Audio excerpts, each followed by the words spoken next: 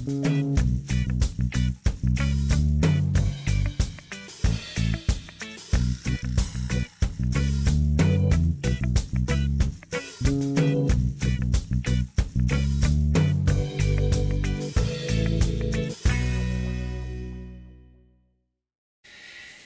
everybody, welcome to Bubble Man's World. I am in my kitchen, and it is the same day I showed you the dry sift repressing and reheating up to avoid that whiting out on your wet wash or your dry sift.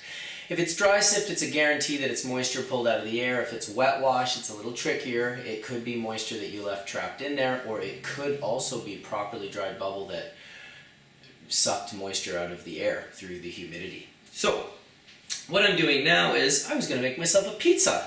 I got myself the pita pizza crust and I put a little tomato sauce on there, and then I realized, well, this is an excellent opportunity to medicate my pizza, and it's an excellent opportunity to share with my audience, because personally, I don't know how to make the best medicated pizza, but I know if I make a medicated pizza, you guys are going to see it, you're going to think of other things that could be a better way of doing it, and we could start a dialogue and see who can come up with the most awesome medicated pizza.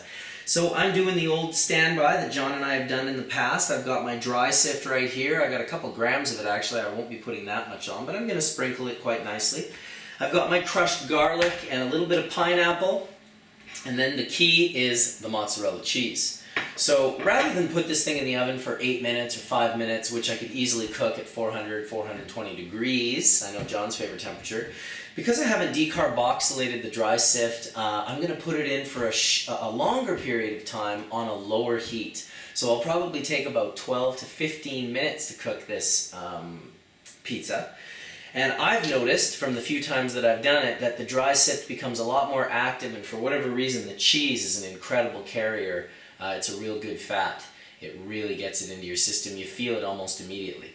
So, I guess what we're going to do is, we're going to take a little bit of this dry sift, and we are going to gently drop it down onto our pizza crust.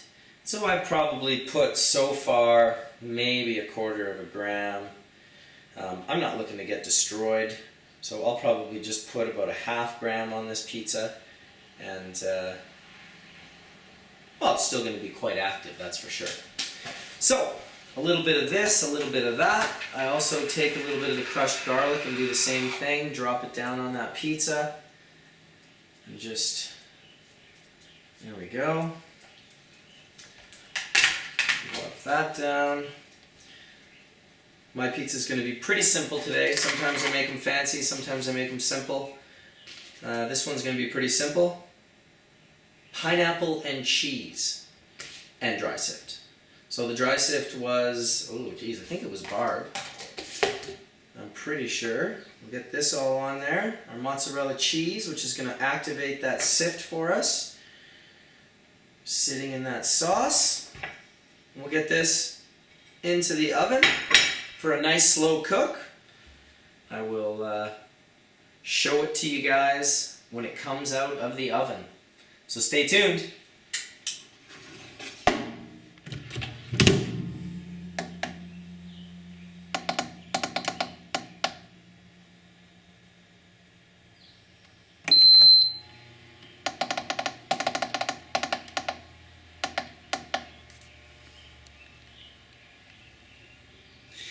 All right, so our pizza is cooked.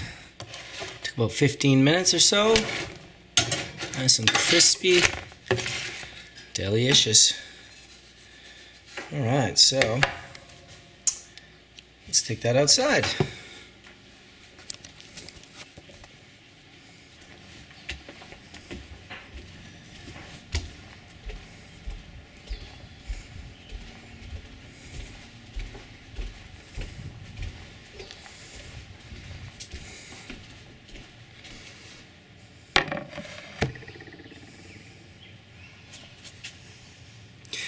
Medicated pizza with a little bit of pink lemonade.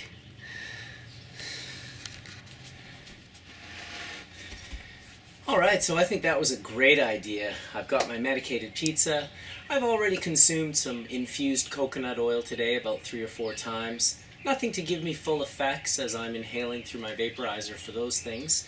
but never a bad idea to medicate a pizza in the middle of the day if you can. I'm surrounded by my strains in beautiful British Columbia, and I'm ready to try out the dry sift medicated pizza.